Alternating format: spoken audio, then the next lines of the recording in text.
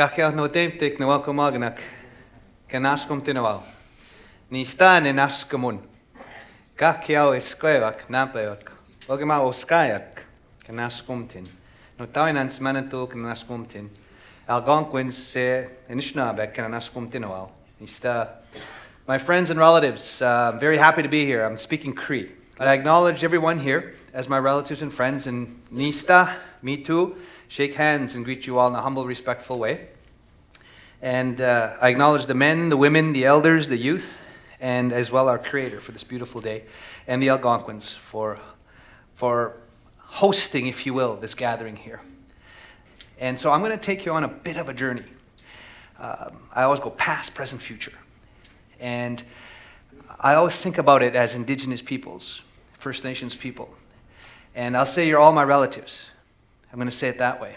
Because I'm going to talk a little bit about our Indigenous worldview. And what will this next 150 years look like? And how do we fit in? But before getting to the future, I want to get a little bit about the past. Okay? And then the present, and then how we're going to do things in the next 150 years. So for me, I'm using English, this beautiful English language. Perry Bellegarde is my English name. Nista ogima piesu awasis segaseo. That's one of my Indian names, spirit names, King Thunderbird Child. You see that on here. And in our way, it's kind of like our guardian, angel, protector, guide, however you will. And it's something very important for us. So I also acknowledge that. So for me, I grew up on a small reserve in Saskatchewan, southern Saskatchewan, Treaty 4 territory. It's called Little Black Bear. That's my home. That's where I grew up. And I was there right from kindergarten to grade 9 in a small school called Goodeve, Saskatchewan. And so every now and then I'll say, Jak się masz, дуже добре. A dobry den, studente, dobry den ponachetayu. A little Ukrainian. Because that's what I heard every morning from grade 1 to grade 9. Dobry den, studente. And our response is, oh, dobry den ponachetayu. Good day, teacher. The importance of language is very important. I grew up there on the reserve. Grades 11, 12 in Belcaris. Then on to university at the University of Regina. And then I got into First Nations politics for the last almost 30 years, the Tribal Council. And I want to talk about Little Black Bear, because Little Black Bear, my home reserve, is one of 634 reserves in Canada, 634 First Nations. Okay? We're just one. So Little Black Bear, where I grew up, I am now this thing they call the Assembly of First Nations National Chief, right? So Little Black Bear is just one of 634, because across Canada, there's 203 in British Columbia, 203 First Nations in BC. There's 47 in Alberta. There's 74 in Saskatchewan. Little Black Bear is one of those 74 in Saskatchewan. There's 66 in Manitoba. There's 134 in Ontario. There's 33 out on the East Coast between Nova Scotia and New Brunswick, PEI, and Newfoundland. There's 14 in the Yukon, and there's 28 in the Northwest Territories. 634 First Nations. And we belong to this organization called the Assembly of First Nations. And Little Black Bear is one of those reserves, Indian reservations. We're on 0.02% of the land base in Canada between those 634 communities. 0.02% of the land base. So Little Black Bear, we have 500 people in our tribe. But 50% live off reserve. So that's the trend as well. That when we start talking about First Nations people, we have a two-pronged strategy now, out on the res, but as well in urban centers, because half of our people reside in urban centers as well. So there's going to be the issue of portability of services, portability of programs, portability of rights, all those things. So Little Black Bear now, I want to talk about treaty, then I want to talk about the Indian Act, I want to talk about the residential schools, and how we learn from the past. Now we're going to move beyond those things, especially in light of Canada's 150th birthday. So treaty, that's a very important thing.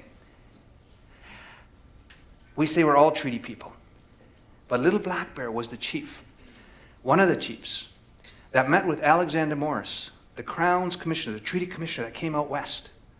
And John A. Macdonald was the prime minister, and he said, I don't believe we have title out here. We need an instrument to gain title. So they devised this thing called treaties, and he put in place a treaty commissioner on behalf of the Crown And remember, Canada is a colony of Great Britain right up until 1982. So Alexander Morris was given the task, go out west, meet with all these chiefs, and make an agreement. And so what you're seeing is this treaty medallion. Alexander Morris came out west, met with the chiefs. So in exchange for sharing land and territory, sharing, certain obligations were promised to our chiefs. Certain obligations were promised to Little Black Bear. Some of them were the land itself, our reserves, was part of that treaty-making process. Then he said, what we're offering you, Chief Little Black Bear, we're going to put on top of what you already have.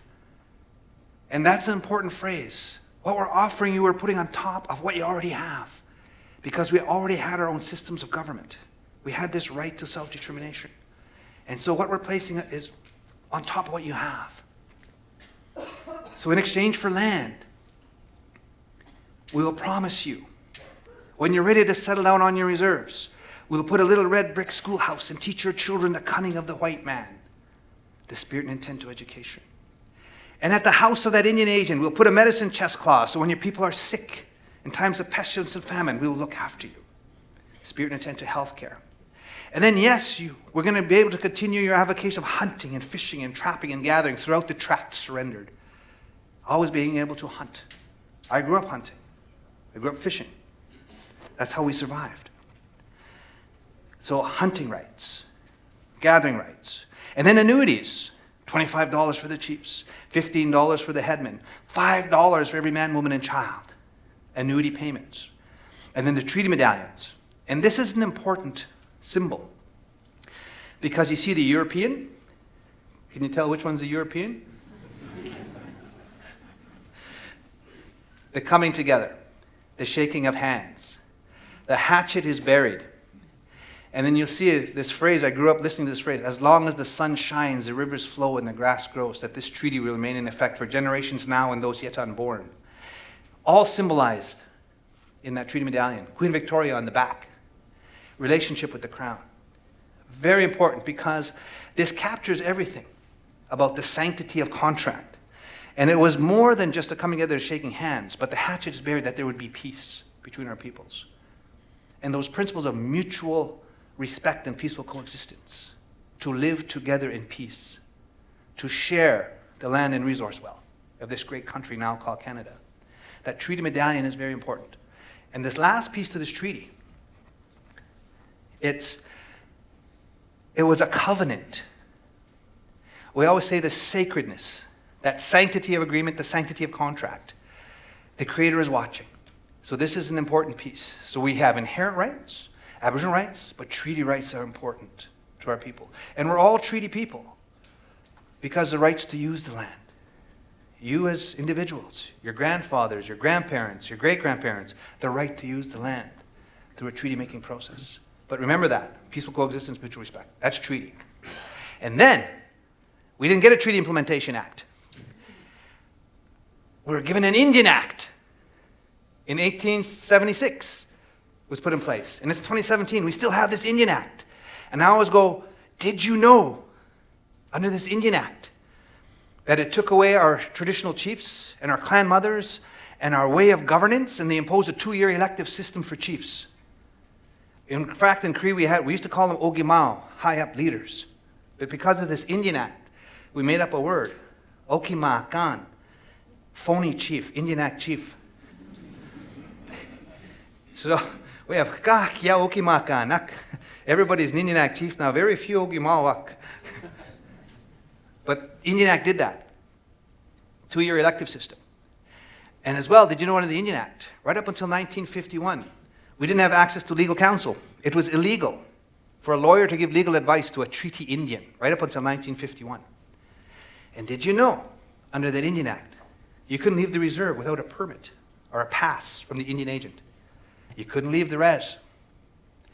Did you know if you had a cow and you wanted to kill that cow to feed your people, you couldn't unless you got a permit from the Indian agent. You had wood. You wanted to sell wood, make a living selling wood, selling pickets. You couldn't without a permit passed from the Indian agent. Did you know that this Indian Act was so good at colonization, so good at controlling the Indigenous peoples, that another country used it as a model to control Indigenous peoples? You know what that country is? South Africa and apartheid. They came to Canada to see how they control the Indigenous peoples here. And they used that same model in South Africa with apartheid. So that Indian Act controlled us from the womb to the tomb. And so moving beyond the Indian Act now, that's what we have to do. Move beyond the Indian Act. That's a big challenge for us. That's the Indian Act now, so that's put that on the shelf. We also endured this thing called the residential schools. That was already in effect as well. And the residential schools, boy, I say it wasn't just cultural genocide, it was genocide. Everything good about being a young Indian person was taught to us that we're no good. Your beautiful long hair is no good, you gotta cut it. Your languages are no good, you're gonna get punished for speaking Cree or Algonquin or Mohawk or Mi'kmaq or Pasquamati or Coast Salish or Blackfoot. You're gonna get punished. And your ceremonies are no good, your potlatches are no good, your sundances are no good, your sweatlers are no good. In fact, you're no good. And then on top of that, you're gonna put physical abuse, sexual abuse, mental abuse, starvation. You're not healthy coming out of that institution. Residential schools. We still feel the intergenerational effects of the residential schools. And they were in place in the 1870s, right up until 1996. That's the last time the residential schools closed, 1996. We didn't ask for residential schools. We asked for education so that we can learn the cunning of the white man, so that we can adapt and walk in both worlds. That's the residential schools. So treaties, Indian Act, residential schools. Now, present, what are we seeing? Present. I always talk about, yes, we need equal education. Yes, we need all these things. I always talk about a gap in Canada. According to the United Nations Human Development Index, Canada is rated 6th, quality of life. But when you apply the same indices to Indigenous peoples, we're 63rd. 6th versus 63rd.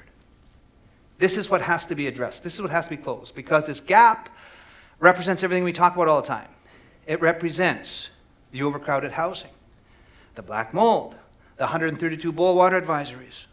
It represents the high youth suicide rate. We're 5 to 7 times the national average. It represents a disproportionate number of our people in jails. We're 4.5% of Canada's population. The jails are full of First Nations people, 70, 80% in the jails. It represents the 1,200 missing murdered Indigenous women and girls. It represents the 40,000 First Nations kids in foster care. All these are representing this gap. And all of these you can point to. Why is that? It's the colonization, the control from the Indian Act and the residential schools. It's the breakdown of identity, the breakdown of family, breakdown of self, breakdown of your attachment to your community. And so now we got to bring a change to that. Especially now, Canada 150 years of Canada. And everywhere I go, people say, well, Chief, why are we going to celebrate that? Why are we going to celebrate 150 years of Canada after everything we've been through?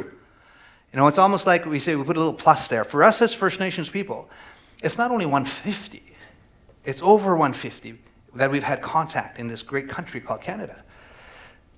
And I turn it around this way. I'm going to celebrate 150. I'm going to celebrate that. Why? Because in spite of the residential schools, in spite of the Indian Act, in spite of colonization, we got so much successful people. And we're breaking down those stereotypes that Indians and Indigenous peoples are dumb, stupid, lazy, drunk on welfare, and are burning my tax dollars. We're breaking those things down. Look at all these people. We got scientists, we got lawyers, we got business people, we got doctors, we got nurses, we got NHL hockey players. In spite of all those things, people are achieving great things. So we're going to celebrate that we're still here. That's what we're going to celebrate. And it's not just this 150. It's the next 150 now. Because now we're going to start focusing on clean energy. And we put this in here just to talk about, you know, there's one reserve out of those 634 reserves in BC, 100% solar. We're going to go visit them next week. They have zero unemployment. They have everybody working, creating wealth, creating jobs in British Columbia. You have geothermal in Manitoba at Key Energy, All these companies here are First Nations getting involved in solar, wind, and geothermal. And globally, we're going to get off this dependency on fossil fuels. And we have to find the balance between the economy and the environment. Always seeking to find that sweet spot, no question. But there's a big push now towards renewable energies. And that's really important to see. That's change coming. And so now, reconciliation. I want to talk about reconciliation and the importance of language. And the TRC came out with 94 calls to action. And this is a picture here. And this is an example of the strongest thing in reconciliation I can give in North Bay, Ontario, in the Catholic school system.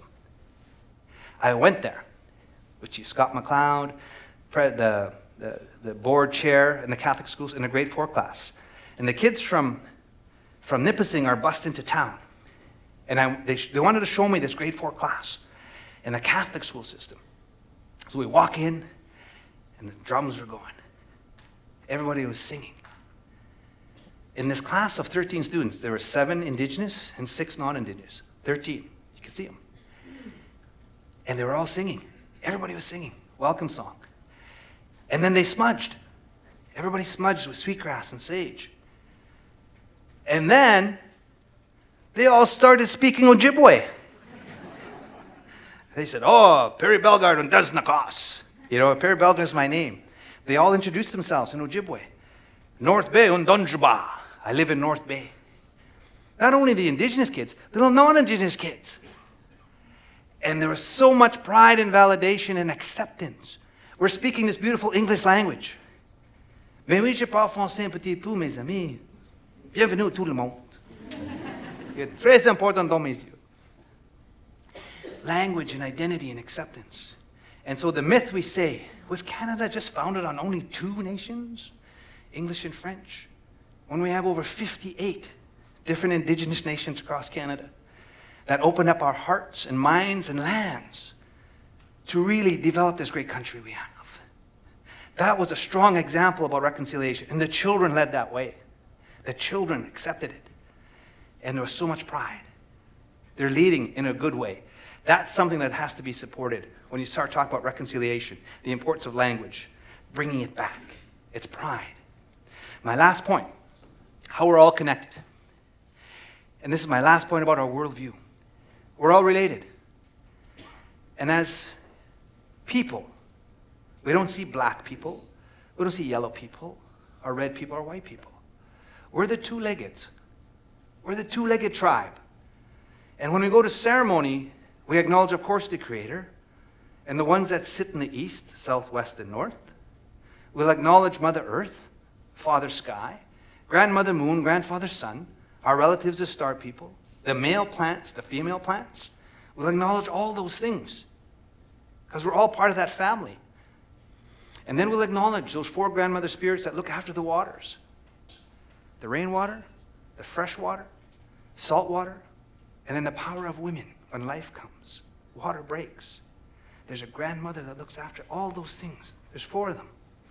And so we're connected that way. And so when we say, all my relatives, that's our worldview. That's how we're going to bring about change in public sector and private sector, if we can adopt and put that worldview into public policy and legislation going forward, that we're all connected and we're all related. And that's what I'm going to leave you with. Thanks for listening.